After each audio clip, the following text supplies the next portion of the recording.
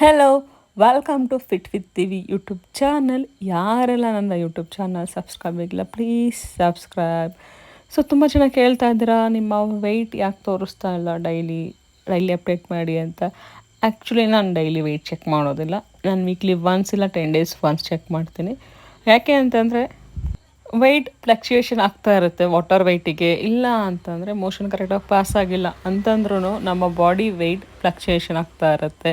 So daily ಈಗ example ನಂದು 80 ತೋರಿಸುತ್ತೆ ಅಂದ್ಕೊಳ್ಳಿ, ನಾಳೆ 81 ತೋರಿಸ್ಬಹುದು. ಸೊ ನಾನು ಡಯಟ್ ಮಾಡ್ತಾಯಿದ್ದೀನಿ, ಆದರೂ ನಾನು ಸಣ್ಣ ಆಗ್ತಾ ಇಲ್ಲ, ನನ್ನ ತಲೆ ಕೂತ್ಕೊಂಡ್ಬಿಡ್ತು, ಸ್ಟ್ರೆಸ್ ಆಯಿತು ಅಂತಂದರೆ ಯಾವುದೇ ಕಾರಣಕ್ಕೂ ವೆಯ್ಟ್ ಲಾಸ್ ಆಗೋದಿಲ್ಲ. ಸೊ ನನ್ನ ಕ್ಲೈಂಟ್ಸ್ಗೂ ಅಷ್ಟೇ ವೀಕ್ಲಿ ಒನ್ಸ್ ಅಷ್ಟೇ ನಾನು ಅವ್ರಿಗೆ ಚೆಕ್ ಮಾಡ್ಕೊಳಕ್ಕೆ ಹೇಳ್ತೀನಿ. ಸೊ ನೀರು ಕುಡಿದು ನಾನು ವಾಕಿಂಗ್ ಹೊರಟೆ. ನೀವು ಕೂಡ ಡೈಲಿ ವೆಯ್ಟ್ ಚೆಕ್ ಮಾಡಬೇಡಿ, ವೀಕ್ಲಿ ಒನ್ಸ್ ಚೆಕ್ ಮಾಡ್ಕೊಳ್ಳಿ ಅಂತಲೇ ಹೇಳ್ತೀನಿ. ಪೀರಿಯಡ್ ಆಗಿದ್ದಾಗ and more over before morning ಎದ್ದು ಎಂಟಿ ಸ್ಟಮಕಲ್ಲಿ ಸ್ವಲ್ಪ ನೀರು ಕುಡಿದು ಚೆಕ್ ಮಾಡೋ ವೆಯ್ಟು ಆ್ಯಕ್ಚುಲ್ ವೆಯ್ಟು. ಸೊ ತುಂಬ ಜನ ತಪ್ಪೇನು ಮಾಡ್ತಾ ಇದ್ದಾರೆ ಅಂತಂದರೆ ಆಫ್ಟರ್ ಫುಡ್ಡು ಚೆಕ್ ಮಾಡ್ತಾ ಇದ್ದೀರಾ, ಆ ಥರ ತಪ್ಪು ಮಾಡಬೇಡಿ. ಸೊ ವಾಕಿಂದ ಬಂದು ನಂದು ಈ ಪರಿಸ್ಥಿತಿ ಆಗುತ್ತೆ, ಬಂದ ತಕ್ಷಣ ಅವಳು ಅಮ್ಮ ಮಂಕೋ ನನ್ನ ಪಕ್ಕ ಅಂತ ನನ್ನ ಮಂಗಿಸ್ಕೊಬಿಡ್ತಾಳೆ. ಸೊ ಇವತ್ತು ನಾವು ಹೊರಗಡೆ ಹೋಗ್ಬೇಕಾಯ್ತು, ನಂಗೆ ಗೊತ್ತಿತ್ತು ಫಸ್ಟೇ, ಅದಕ್ಕೋಸ್ಕರ ಫ್ರೂಟ್ಸ್ ಸೆಟ್ ಆಗೋಲ್ಲ ನನಗೆ ಹೊರಗಡೆ ಹೋದರೆ ಅಂತ ನಟ್ಸು ಫ್ರೂಟ್ಸ್ನ ಮಾರ್ನಿಂಗೇ ತೊಗೊಳ್ತಾ ಇದ್ದೀನಿ ಎಂಟಿ ಸ್ಟಮಕಲ್ಲಿ. ನಾನು ಬಿಫೋರ್ ಹೇಳಿದ್ದೆ ಎಂಟಿ ಸ್ಟಮಕಲ್ಲಿ ಫ್ರೂಟ್ಸ್ ತೊಗೊಳಂಗಿಲ್ಲ ಅಂತಂತ, ಬಟ್ ಸಿಂಗಲ್ ಫ್ರೂಟ್ ಮಾತ್ರ ತೊಗೊಳಂಗಿಲ್ಲ, ವಿತ್ ನಟ್ಸ್ ತೊಗೊಳ್ಬೋದು ಯಾರಾದ್ರೂ. ಯಾಕೆ ಅಂತಂದರೆ ನಟ್ಸ್ ಬಂದು ಪ್ರೋಟೀನ್ ಆ್ಯಂಡ್ ನಮಗೆ ಫ್ಯಾಟ್ ಸಿಗೋದ್ರಿಂದ ನಾವು ಆರಾಮಾಗಿ ಫ್ರೂಟ್ಸ್ ಜೊತೆ ನಟ್ಸ್ ತೊಗೊಂತು ಅಂತಂದರೆ ಮಾರ್ನಿಂಗ್ ಏನು ಪ್ರಾಬ್ಲಮ್ ಆಗೋಲ್ಲ. ಬಟ್ ಫ್ರೂಟ್ಸೇ ತೊಗೊಳ್ಬಾರ್ದು. ಸೊ ಚೆನ್ನಾಗಿ ಕ್ಲೀನ್ ಮಾಡಿಕೊಂಡು, ಸೊ ಪಪ್ಪಾಯ ನನಗೆ ಸಖತ್ ಇಷ್ಟ ಅಂತಲೇ ಹೇಳ್ಬೋದು. ಅದಕ್ಕೆ ಎಲ್ಲರೂ ಕೇಳ್ತಾ ಇರ್ತಾರೆ, ಯಾಕೆ ನೀವು ಪಪ್ಪಾಯನೇ ಪ್ರಿಫರ್ ಮಾಡ್ತೀರಾ, ಬೇರೆ ಫ್ರೂಟ್ಸ್ ತೊಗೊಳಲ್ವಾ? ನಾನು ಬಿಫೋರು ಈ ಕಲ್ಲಂಗಡಿ ಸೀಸನ್ ಇದ್ದಾಗ ಕಲ್ಲಂಗಡಿನ ತೊಗೊಳ್ತಾ ಇದ್ದೆ. ಅಟ್ ಪ್ರೆಸೆಂಟ್ ಮ್ಯಾಂಗೋ ಸೀಸನ್ ಇದೆ ಆ್ಯಂಡ್ ಪಪ್ಪಾಯನೂ ಸಿಗುತ್ತೆ. ಅದಕ್ಕಾಗಿ ನಾನು ಮ್ಯಾಂಗೋ ಡೈಲಿ ತಿನ್ನೋಕ್ಕೆ ಇಷ್ಟಪಡೋದಿಲ್ಲ, ರೇರ್ ಇಷ್ಟಪಡ್ತೀನಿ. ಅದಕ್ಕೋಸ್ಕರ ನಾನು ಪಪ್ಪಾಯನೇ ಜಾಸ್ತಿ ತೊಗೊಳಕ್ಕೆ ಇಷ್ಟಪಡ್ತೀನಿ. ಸೊ ಪಪ್ಪಾಯ ಜೊತೆ ನಟ್ಸ್ ತೊಗೊಳ್ತೀನಿ. ಯಾಕೆ ಫ್ರೂಟ್ಸ್ ತೊಗೊಳ್ಬೇಕು ಅಂತ ಡೈಲಿ ಕೇಳ್ತಾ ಇರ್ತೀರ. ಸೊ ಫ್ರೂಟ್ಸ್ ತೊಗೊಳ್ಳೋದು ಯಾಕೆ ಅಂತಂದರೆ ಫೈಬರ್ ಕಂಟೆಂಟ್ ಚೆನ್ನಾಗಿರುತ್ತೆ, ಹಾಗೆ ನೀವು ಫುಲ್ ಆಗ್ತೀರಾ ಆಫ್ಟರ್ ಫ್ರೂಟ್ಸ್ ತೊಗೊಂಡ್ಮೇಲೆ. ನಟ್ಸ್, ಸೊ ನಟ್ಸ್ ಯಾಕೆ ಎಲ್ಲರೂ ಕೇಳ್ತೀರ, ಯಾಕೆ ನಟ್ಸ್ ತೊಗೊಬೇಕು, ತಿಂದೇ ಇದ್ರೂ ಆಗುತ್ತೆ, ಆಪ್ಷನ್ ಅಲ್ಲ ಅದು ಅಂತ. ಪ್ರೋಟೀನ್ ಸಿಗುತ್ತೆ, ನಮಗೆ ಗುಡ್ ಫ್ಯಾಟ್ ಸಿಗುತ್ತೆ. ಗುಡ್ ಫ್ಯಾಟ್ ಬಂದು ನಮ್ಮ ಬ್ಯಾಡ್ ಫ್ಯಾಟನ್ನು ರೆಡ್ಯೂಸ್ ಮಾಡೋದಕ್ಕೆ ಎಲ್ಪ್ ಮಾಡುತ್ತೆ. ಸೊ ಹಾಗಾಗಿ ಪಂಪ್ಕಿನ್ ಸೀಡ್ಸ್, ಆಲ್ಮಂಡು, ವಾಲ್ನಟ್ಸ್ ಇದು 3 ಡೇಯಲ್ಲಿ ತೊಗೊಳ್ಳೇಬೇಕು ಅಂತ ಹೇಳ್ತೀನಿ. ಬಟ್ ಮಾಡ್ರೇಷನ್ ಮೀನ್ಸ್ ನಮ್ಮ ಬಾಡಿಗೆ ಎಷ್ಟು ಬೇಕು ಅಷ್ಟೇ ತೊಗೊಳ್ಬೋದು.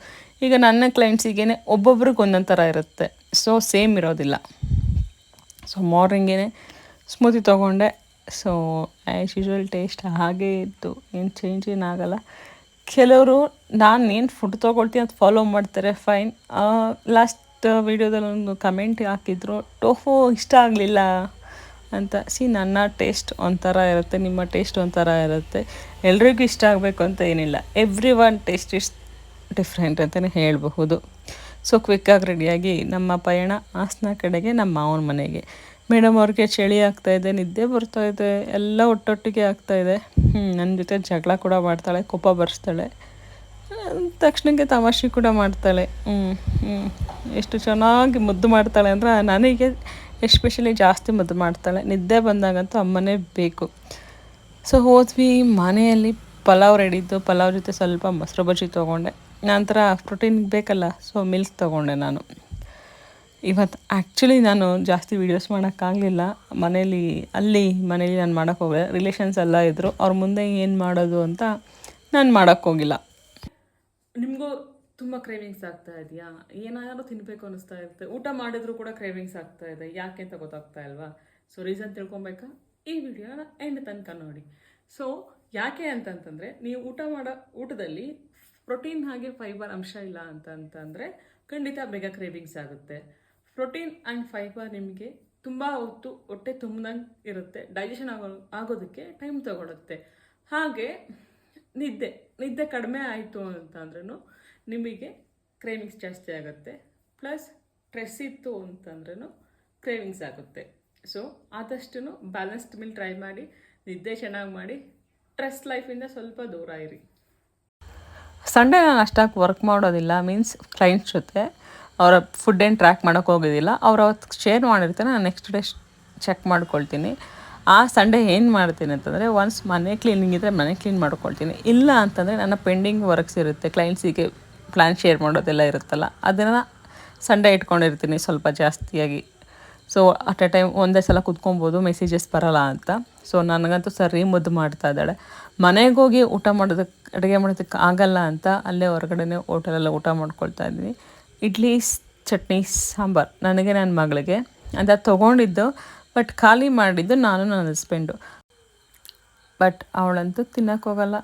ನಂಗೆ ಬೇಡಮ್ಮ, ಚೆನ್ನಾಗಿಲ್ಲ, ನೀನು ಅಪ್ಪ ತಿನ್ನಿ ಆಯಿತಾ ಅಂತ ಹೇಳಿ ಅವಳ ಪಾಡಿಗೆ ಅವಳು ಡ್ರೈವಿಂಗ್ ಮಾಡ್ತಾ ಇದ್ದಾಳೆ ಅಂತ ನನಗೆ ಕೂರಿಸ್ಕೊಂಡು ಅಮ್ಮ ನಿಧಾನಕ್ಕೆ ತಿನ್ನು ಅಂತ ಹೇಳ್ತಾ ಇರ್ತಾಳೆ. ಆಮೇಲೆ ಅವಳಿಗೆ ಚಿತ್ರಾನ್ನ ತಗೊಟ್ವಿ, ಚಿತ್ರಾನ್ನ ತಿನ್ನೋಕ್ಕೆ ಸ್ಟಾರ್ಟ್ ಮಾಡಿದ್ಲು. ಸೊ ಅದನ್ನು ಏನು ಫುಲ್ ಕಂಪ್ಲೀಟ್ ಮಾಡಲಿಲ್ಲ, ಸ್ವಲ್ಪ ತಿಂದಲಷ್ಟೇ. ನಿದ್ದೆ ಮೂಡು, ನನಗೆ ತುಂಬ ನಿದ್ದೆ ಬಂದುಬಿಟ್ಟಿತ್ತು. ಈವನ್ ಸ್ವಲ್ಪ ಕಾರು ಓಡಿದ ತಕ್ಷಣ ನಿದ್ದೆ ಸ್ಟಾರ್ಟ್ ಅಂತಲೇ ಹೇಳ್ಬೋದು. ನಿದ್ದೆ ಮಾಡೋಕ್ಕೆ ಸ್ಟಾರ್ಟ್ ಮಾಡಿದೆ, ಅವಳನ್ನು ನಿದ್ದೆ ಮಾಡೋಕ್ಕೆ ಸ್ಟಾರ್ಟ್ ಮಾಡಿದ್ಲು. ಸೊ ಇದಾಗಿತ್ತು ನನ್ನ ದಿನ. ಇವತ್ತು ಆ್ಯಕ್ಚುಲಿ ಜಾಸ್ತಿ ಅಪ್ಡೇಟ್ಸ್ ಕೊಡೋಕ್ಕಾಗಲಿಲ್ಲ, ಏನು ಕೊಡ್ಬೋದು ಅಷ್ಟು ಕೊಟ್ಟಿದ್ದೀನಿ.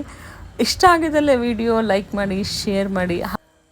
ಹಾಗೆ ಯಾರೆಲ್ಲ ಸಬ್ಸ್ಕ್ರೈಬ್ ಆಗಿಲ್ಲ, ಪ್ಲೀಸ್ ಸಬ್ಸ್ಕ್ರೈಬ್. ನಿಮ್ಮ ಒಂದು ಸಬ್ಸ್ಕ್ರಿಪ್ಷನ್ ನನಗೆ ತುಂಬ ಹೆಲ್ಪ್ ಆಗುತ್ತೆ ಮೋರ್ ವಿಡಿಯೋಸ್ ಮಾಡೋದಕ್ಕೆ. Thank you so much. ಹೀಗೆ ನಿಮ್ಮ ಸಪೋರ್ಟ್ ಇರಲಿ ನನ್ನ ಮೇಲೆ.